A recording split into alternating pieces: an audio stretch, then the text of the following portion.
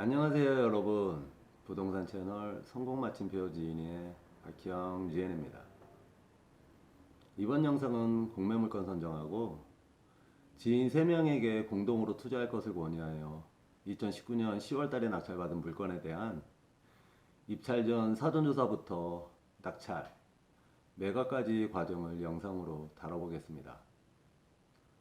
분당에 위치한 노이자 시설, 실버타운이라고 많이 합니다. 노이자 시설에 대해 간단히 알아보겠습니다. 건축법상 노이자 시설의 범위에 노인복지시설이 포함됩니다.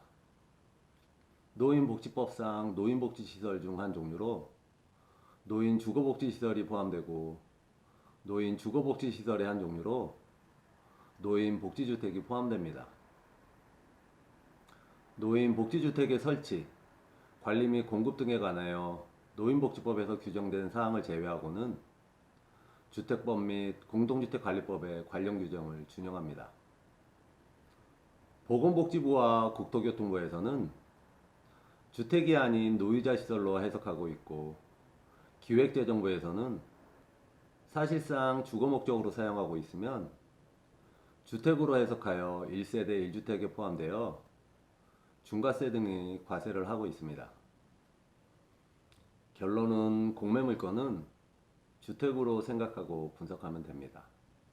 실버타운의 실버, 백발 노인이라는 이미지가 있기에 근래에는 시니어타운이라고도 많이 합니다.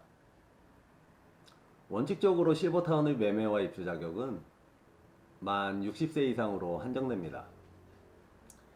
예외적으로 2011년 3월 노인복지주택 거래 제한 완화를 골자로 한 노인복지법 개정안이 국회를 통과하면서 2008년 8월 4일 이전 사업 승인을 받은 노인복지주택은 만 60세 미만도 거래 입주가 가능하게 됩니다.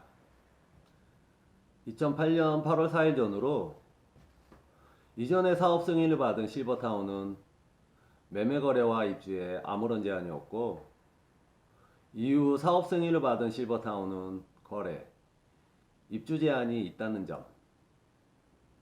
공매물건은 이전 사업 승인을 받았기에 매매와 입주에 아무런 제한이 없습니다. 수요가 한정적일 수밖에 없는 실버타운 투자에서 메리트라 생각하면 됩니다. 기대 수명의 증가와 급격한 고령화 속도는 아파트와 달리 수요가 한정적일 수밖에 없는 실버타운의 수요 감소를 완화해 줄 수 있는 요인입니다. 지인 3명이 공동으로 낙찰받았습니다.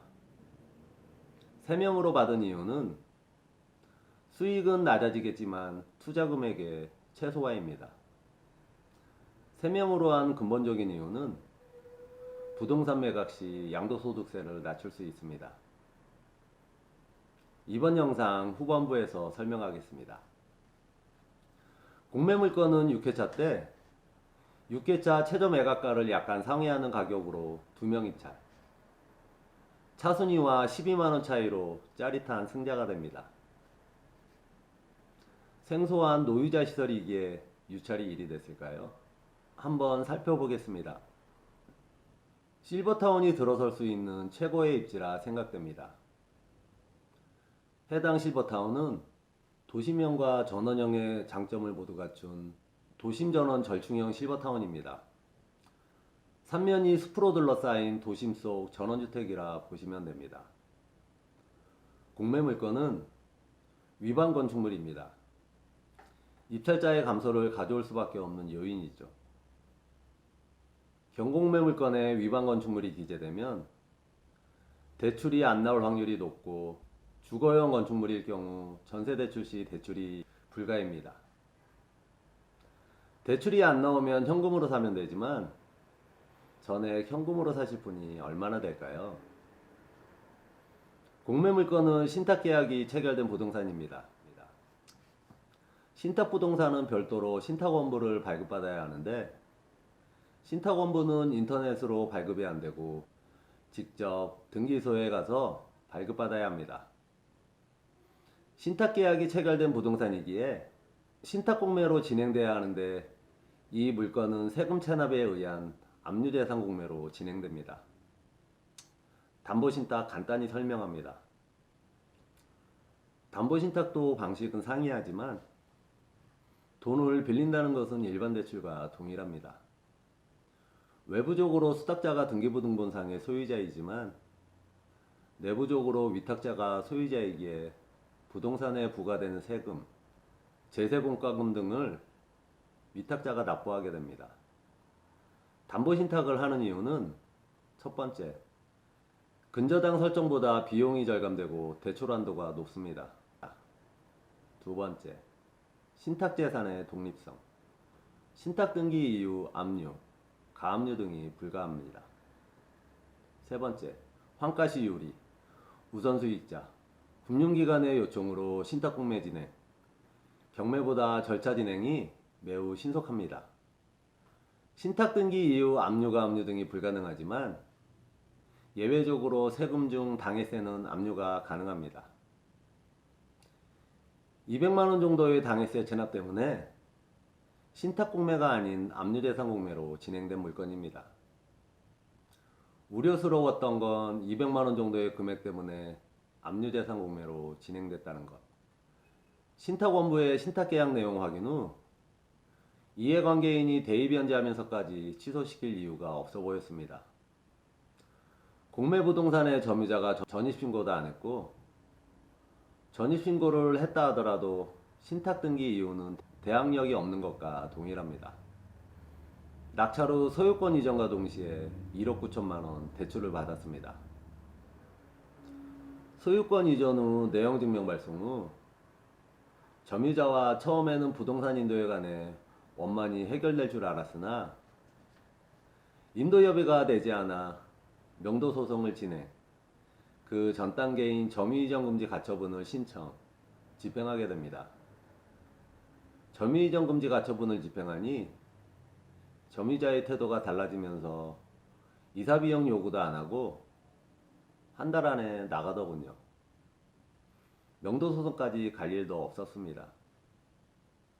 충분히 권한 없는 불법 점유자에게 심적 압박을 줄 수 있는 부동산 점유이전 금지 가처분, 적은 비용으로 최대의 효과를 가져올 수 있는 경공매 낙찰자의 무기가 될 수 있습니다. 경매는 대항력 없는 임차인은 인도명령 신청으로 해결할 수 있지만 공매는 인도명령 신청 자체가 없기에 최악의 경우 명도소송으로 가야 한다는 사실은 알고 계셔야 합니다. 공매 물건을 인도받았으니 매각하여 수익 실현하는 일만 남았습니다. 내부 인테리어를 싹 다 하면 좋겠지만 최소 비용으로 도배 및 조명, 전기 스위치 교체 및 입주 청소를 깨끗이 합니다. 문의는 종종 있었지만 실제 매매까지는 성사되지 않던 중 작년 12월 초 매매 계약을 하고 30일 잔금까지 하게 됩니다. 2억 3,900만원에 낙찰받아 3억 3,500만원에 매각했습니다. 9,600만원의 매매 차익. 9,600만원 매매 차익에서 취득세 및 법무사 비용, 인테리어 비용 등 필요경비 공제하니 양도차익 대략 9,100만원. 양도차익 9,100만원에서 양도소득 기본공제 각 250만원씩 총 750만원 공제하니 양도과세표준 약 8,400만원. 공동으로 투자하는 이유 중 하나가 1인으로 투자할 때는 기본공제를 250만원만 받지만 공동투자는 각각 250만원씩 공제받는다는 장점이 있습니다. 양도과세표준 8,400만원에 세율을 곱하면 양도세가 산출됩니다. 주택으로 1년 이내는 40%의 세율이지만 1년이 넘었으니 기본세율이 적용됩니다. 분당이 조정대상 지역이고 분당 소재의 주택을 매각하기에 2주택자는 10%, 3주택자는 20%의 중과세가 적용됩니다. 3명 중 1명만이 주택을 소유하고 있어서 그분만 10% 중과세를 적용받았고 1명이 지방의 상속주택을 지분으로 보유하고 있었으나 상속주택은 양도세 주택수 산정에서 제외되기에 중과세 없이 기본세율로 적용받았습니다. 공동투자의 장점 또 한 가지. 한 명으로 투자했다면 과세표준이 8,400만 원이기에 최고 세율 24%의 세율을 적용받지만 3명으로 투자했기에 8,400만 원을 3으로 나눠 각각 과세표준이 2,800만 원으로 줄어 최고 15%로 세율이 인하됩니다. 양도세에서 공동투자가 유리한 이유, 기본소득공제와 세율 인하 효과입니다. 1억 9천만 원의 대출을 받았기에 실제 1인당 투자 금액은 2,500만 원이 좀 안 됩니다. 모든 투자 비용 공제하고 양도세까지 납부하니 1인당 순수익은 1,900만 원이 좀 넘습니다. 물건의 시세가 대략 4억 정도 되는데 좀 더 시간을 가지고 팔 수도 있었으나 대출이자와 관리비가 매달 120만 원 정도 지출되고 있었습니다.